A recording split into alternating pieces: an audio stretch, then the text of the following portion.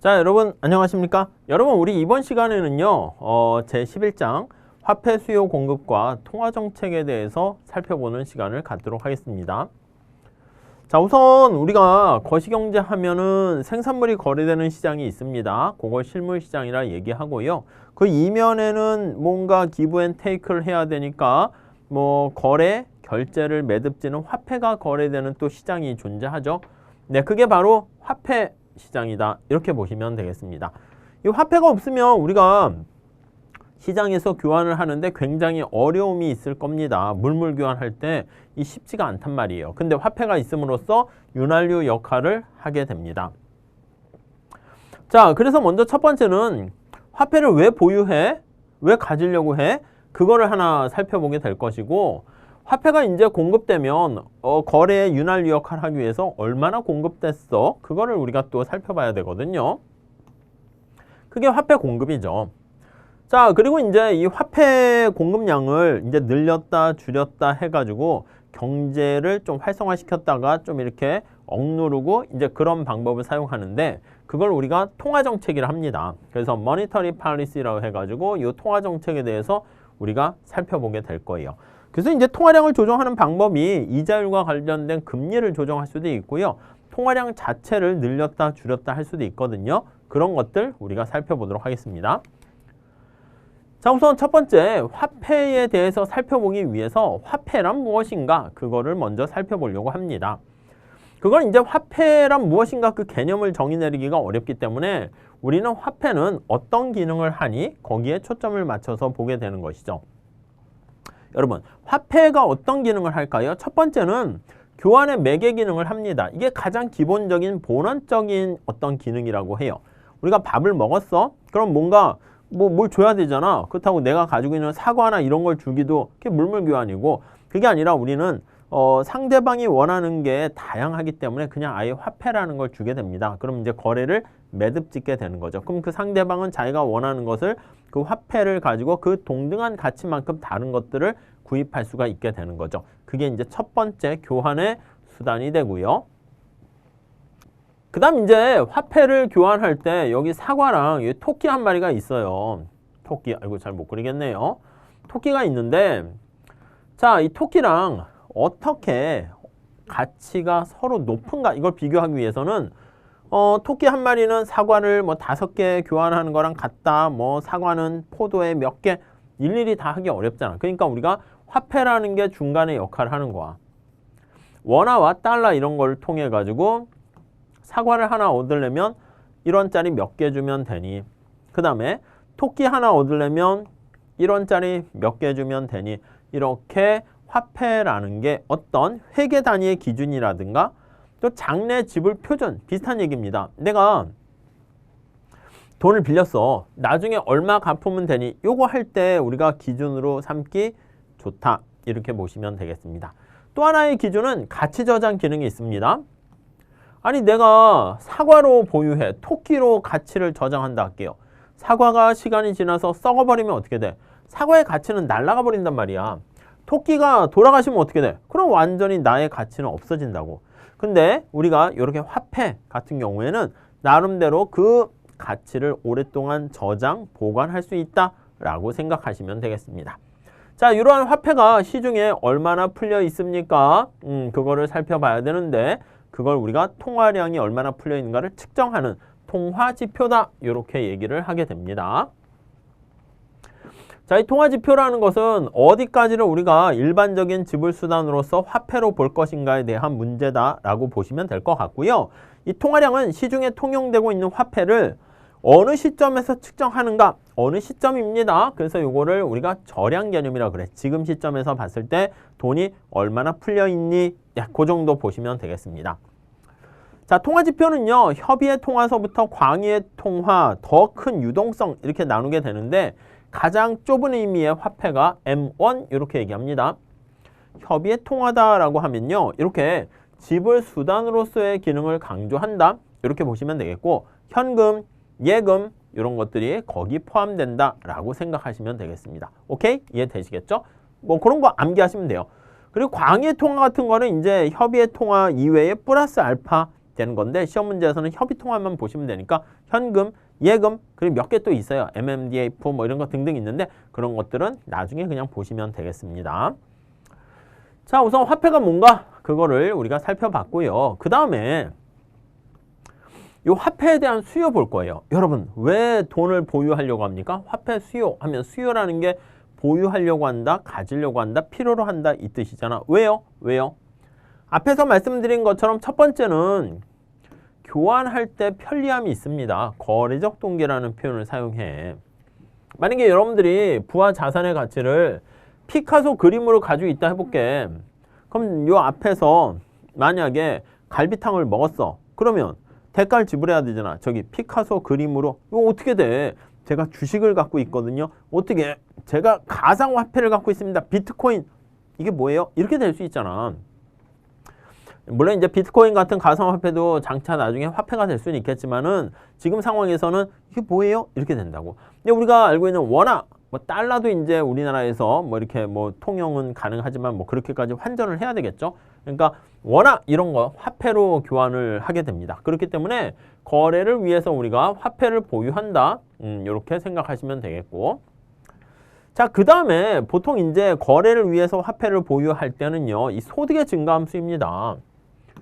주머니에 돈이 많은 사람이, 소득이 높은 사람이 거래를 위한 화폐를 많이 보유한다. 이렇게 생각을 하시면 되겠죠. 이해 가시죠? 그 다음에 예비적 동기 화폐 수요가 있습니다. 비상사태를 위해서 화폐를 보유한다. 이렇게 생각하시면 돼요. 비상금. 자, 이런 경우도 어떻게 됩니까? 비상사태를 위해서 화폐를 보유하게 되는데 이때도 소득의 증가 함수이다. 이렇게 정리를 하시면 되겠습니다. 여기 나와 있는 거래적 동기랑 예비적 동기는요. 화폐의 가장 본질적인 기능이다 해서 전통적인 경제학자들인 고전학파가 강조했다. 이렇게 보시면 되겠고요. 근데 케인즈라는 학자는요. 화폐를 보유하는 동기가 여러 가지 있겠지만 교환을 위한, 거래를 위한 동기도 있지만 화폐를 가지고 있으면요. 거래 편리성은 있어요. 그렇지만 거기에서 뭔가 수익이 발생하진 않아. 근데 여러분들이 화폐를 보유하지 않고 뭔가 금융자산인 채권이나 이런 주식을 갖고 있다라고 하면 어떻게 되겠습니까? 거기서 수익을 얻을 수 있게 된단 말이죠. 네, 그렇기 때문에 투기적 동기의 화폐 수요다라고 하면요.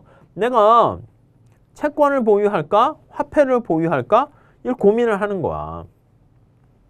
이해 가시겠습니까? 그럼 내가 만약에 채권을 샀어. 국채나 회사채를 샀어. 그러면 그 경우에는 내가 이게 거래를 할 때는 뭐 원활하게 사용할 수는 없을 거야. 앞에서 말씀드린 것처럼.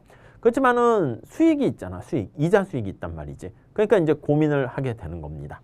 자, 그래서 보통 투기적 동기 화폐 수요는 뭐냐면 요 이자율하고요. 국채 가격은 완전히 두 개 반비례 관계입니다.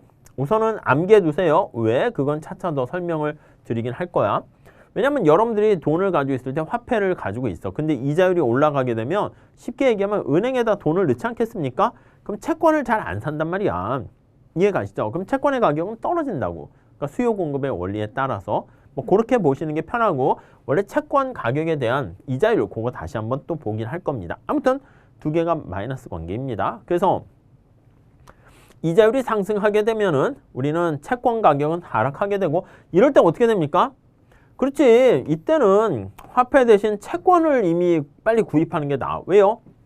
아니 채권 가격이 지금 하락하게 됐기 때문에 그래서 채권으로 내가 가지고 있어야지 거기서 채권 가격이 올라가면 이득이죠. 그러니까 주식으로 생각하세요. 그렇게 보면 안 되지만 근데 주식 생각해 보시면 주가가 떨어졌을 때 사는 게 더 바람직하지 않겠습니까? 그러니까 내가 주식을 사려고 해. 돈이 있어야 사지. 그러니까 화폐를 보유해야 된단 말입니다. 그래서 어떤 투자를 하려고 해.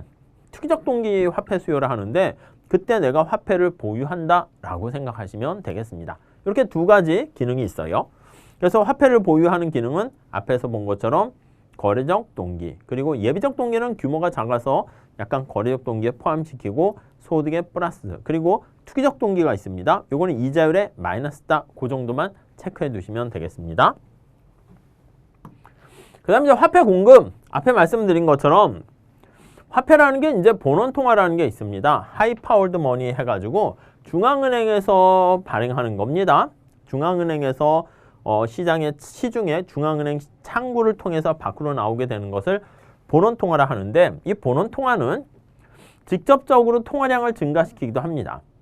네, 그래서 그 중앙은행이 발행한 본원통화는 사람들이 현금으로 가지고 있거나 현금의 일부를 은행에다 예금을 합니다. 그래서 예금, 현금과 예금으로 보유된다. 이렇게 보시면 되겠어요. 예금은행이 지급을 위해서 얼마를 보유할 것인가. 그래서 예금의 지급준비금 이렇게 돼 있습니다. 자, 본원통화는요. 직접적으로 통화량을 증가시키는 것도 있는데 은행으로 들어가잖아. 은행이라는 게 뭐예요? 은행. 은행.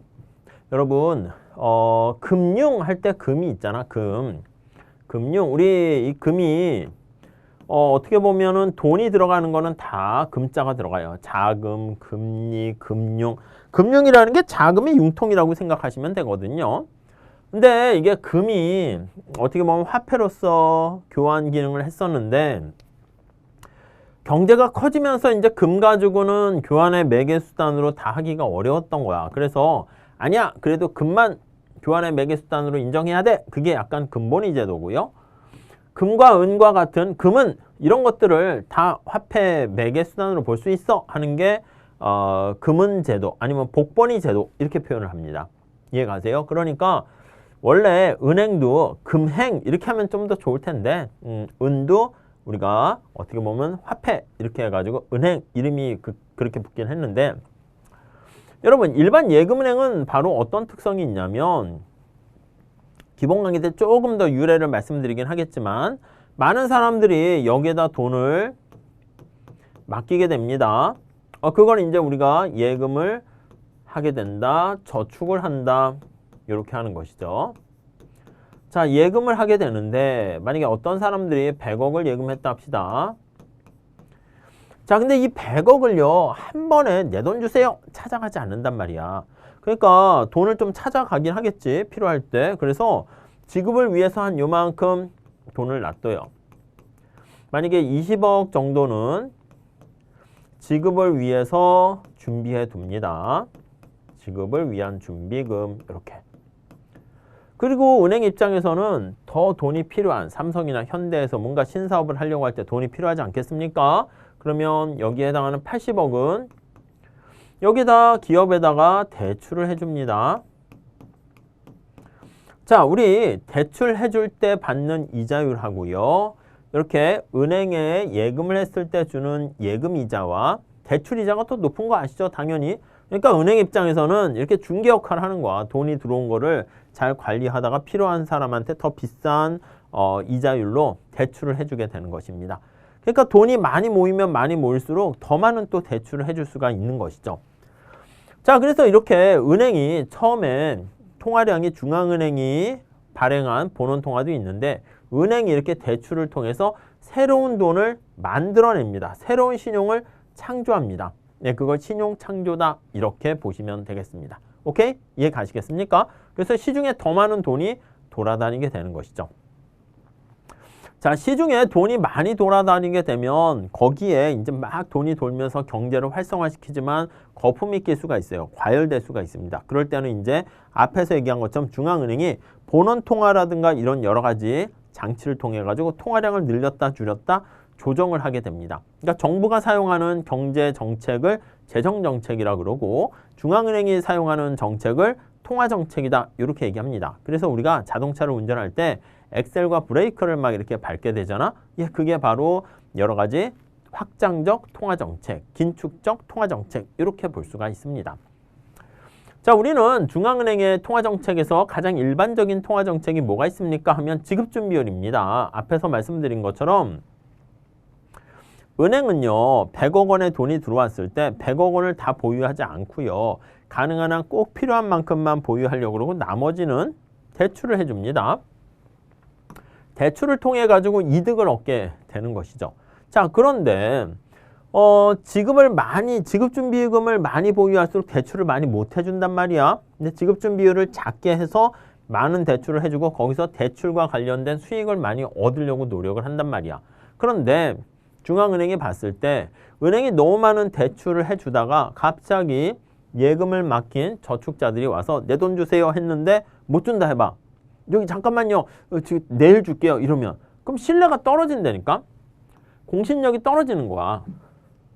그렇기 때문에 중앙은행은 은행들한테 야 반드시 지켜야 할 필요 법정 지급 준비금을 준비율을 딱 규정하게 되는 거예요. 그럼 반드시야 반드시. 만약에 100% 지급 준비율로 보유하세요 이렇게 되면 아예 대출을 못하게 되는 거죠. 이해 가시겠습니까? 네, 그런 거야. 자, 여기서 필요 지급 준비율이 낮아지게 되면 이게 필요는 꼭 지켜야 되는 거야. 그러면 은행은 더 많은 돈을 대출을 할 수 있으니까 통화량 자체가 증가하게 된다라는 거 알 수가 있어요. 지급 준비율을 낮추게 되면 통화량이 증가한다. 재할인율이라는 건 뭐냐면 은행의 은행 역할을 하는 게 중앙은행이거든. 여기 한번 살짝 볼게요. 자, 어떤 사람이 기업인데 아이고 내가 중소기업 은행을 하는데 현대에서 이 어음을 3개월 후에 돈으로 준대요. 뭐 10억을 준다 합시다. 당장 나는 돈이 필요해. 그럼 이거 어떻게 해요? 은행에 가는 거지. 일반 은행에 가게 됩니다. 은행에 가서 은행님 왜요? 제가 3개월 후에 받을 돈이 있는데 지금 당장 꽁돈이 필요하거든요. 그러니까 이 어음을 이렇게 맡기는 거야. 어음 이거 3개월 후에 받을 10억인데 이거 좀 드릴 테니까 대신 좀 이거 제가 좀 깎아서 얼마 이렇게 뭐 9억만 해서 너무 많이 깎았나?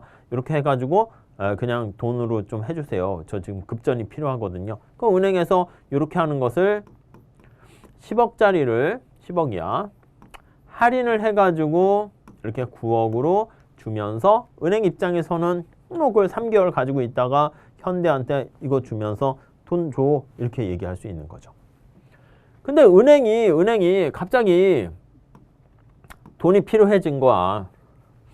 현금이 부족한 거야. 그래서 이제 은행의 은행 역할을 하는 게 그치 우리 한국은행은 여러분들 한국은행 통장 하나씩 다 있지 않으세요? 무슨 소리야. 한국은행은 우리를 상대하지 않습니다. 그러니까 은행의 은행 역할을 하는 게 중앙은행이다 이렇게 보시면 돼요. 그러니까 은행이 다시 돈이 필요하면 이 사람한테 받은 어음을 한국은행한테 맡기는 거야. 저기요 한국은행님 왜요? 이 어음이 3개월 후인데 제가 이걸 받았는데요. 당장 저도 돈이 필요하네요. 이것 좀 받으시고요. 대신 돈 좀 급전 좀 땡겨 주세요. 그러니까 은행의 은행 역할을 하는 한국은행이 이거 할인받은 이 돈을 또다시 할인한다 해서 재할인한다 이거예요.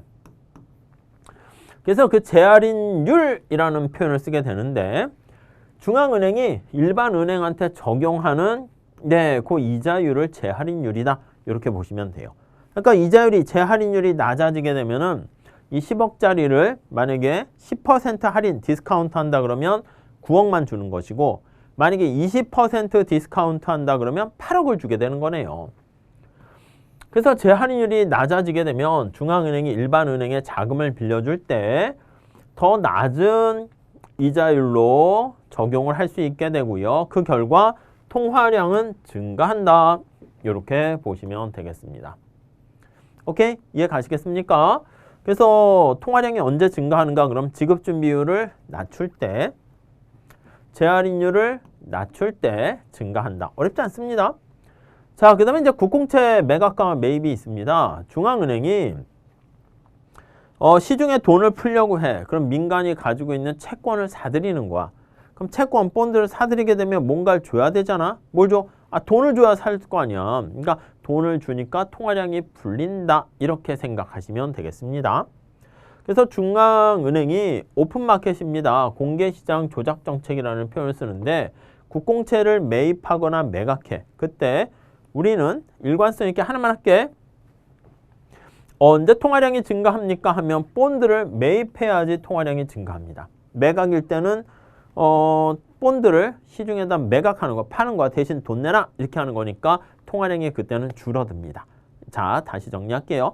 언제 통화량이 증가합니까? 그러면 지급준비율을 낮출 때, 재할인율을 낮출 때, 국공채를 매입할 때 이렇게 정리를 하시면 되겠습니다. 오케이? 자, 그 다음에 이러한 통화정책을 이용해 가지고요. 뭔가 경제를 안정화시키고 어떤 목표를 달성하려고 해. 근데 여러분들의 인생의 목표는 뭐 회계사 시험에 합격하는 거예요? 아, 그건 아니지. 여러분들의 인생의 목표는 뭐 행복하게 살고 뭔가 나름대로 큰 뜻이 있을 거야. 근데 그거에 이제 전천후 1차적인 단계 중에 하나가 중간 목표가 회계사 합격이라고 보시면 되겠습니다. 회계사 합격도 2차가 합격해야 되는 거잖아. 우선 더 중간 단계로 1차 시험에 합격. 이렇게 어떤 가늠자 역할을 하는 중간에 지표 역할을 하게 되는 것인데 그게 바로 중간 목표 관리제다. 이렇게 보시면 되겠습니다. 자, 그래서 중앙은행이 통화량과 이자율을 중간 목표로 해. 지금 경로를 이탈하는가? 그걸 잘 확인하는 것이죠. 그걸 바로 중간 목표를 설정해 가지고 최종 목표로 달성하려고 노력을 합니다. 근데 최근에는 통화량이나 이자율 같은 게 중간 목표를 쓰기가 만만치 않아. 특히 통화량은 돈이 얼마나 많이 풀렸는지 거래를 위한 매개수단이 통화량인데 쉽지 않습니다. 가상화폐나 비트코인 이런 것도 있고 하니까 정신이 없어요. 자, 그래가지고 최근에는 이제 금리, 이자율을 중간 목표로 많이 사용하고 있긴 한데 더 나가서 아예 중앙은행의 목표는 무엇이다? 그러면 우리나라 한국은행도 그렇습니다. 한국은행이 뭐 완전 고용, 국제 수지 균형 여러 가지 목적이 있긴 하지만 가장 기본적인 목적은 물가를 잡는 거야. 그래서 물가를 잡는 것이기 때문에 인플레이션 타겟팅이라는 표현을 사용하게 됩니다. 그래서 중앙은행의 목표를 물가 안정으로 귀결시켜서 통화정책의 불확실성을 제거하면서 안정적인 경제 성장을 달성하려고 노력을 하게 되고 전년 대비 대략 소비자 물가 상승률을 기준으로 해가지고 목표로 삼는다라고 보시면 되겠습니다. 오케이? 이해 가시겠죠?